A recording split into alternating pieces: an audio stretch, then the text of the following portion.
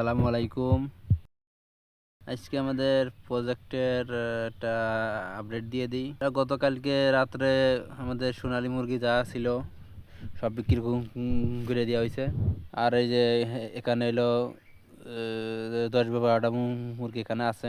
আমাদের মুরগির বয়স ছিল 140 দিন। এটা সোনালী হাইব্রিড কালার বাট ছিল, সেই কারণে ওটা 41 দিনে গড় 1100-1200 গ্রাম আসছিল। চলে 1200-র কাছাকাছি ছিল, মানে 1150 ছিল গড়। কালকে 2টা গাড়ি লাগাইছিলাম, 2টা গাড়িতে একবারে সব মাল নিয়ে গেছে। এখন বর্তমান 2টা গাড়ি খালি রয়েছে। মানে আমরা এই ঘরগুলো সব পরিষ্কার করব।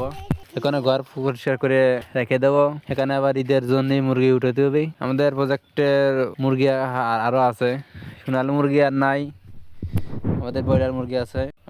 আমাদের এই ঘরে 17 পিস আছে, 1700 পিস। এগুলার বয়স আজকে 24 দিন। 24 দিনে ভালোই ঘর ওয়েট আছে।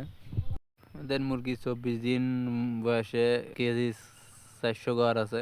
আজকে শুক্রবার, আমরা সামনে শুক্রবারে কি করে দেবো, মানে এখনো 7 দিনে আশা করি হলে 2 কেজি 100 প্লাস ঘর হবে। আমরা সবাই রাতের পরে সেল করে দেবো। আমাদের আরো ঘরে মুরগি আছে। আমাদের এই ঘরে 1400 পিস মতন আছে। এই ঘরের মুরগি আর ওই ঘরের মুরগি সেম টু সেম বয়স, একদিনের মুরগি। আর সব মুরগিগুলা এই ঘরে ব্রুডিং করেছিলাম।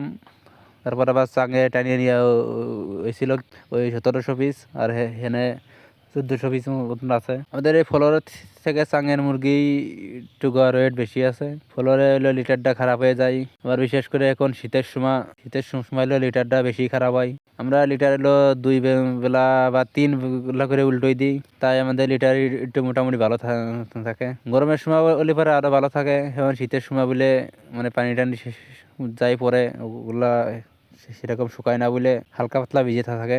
আশা করি আমরা এগুলা শুক্রবারে সেল করব। কারো যদি ব্রয়লার মুরগি লাগে তাহলে সবাই কমেন্টে করেন। যারা মাগুরার মদিন আছেন, যদি আপনাদের লাগে তাহলে সবাই ফার্ম থেকে আসিয়ে নিয়ে যেতে পারেন।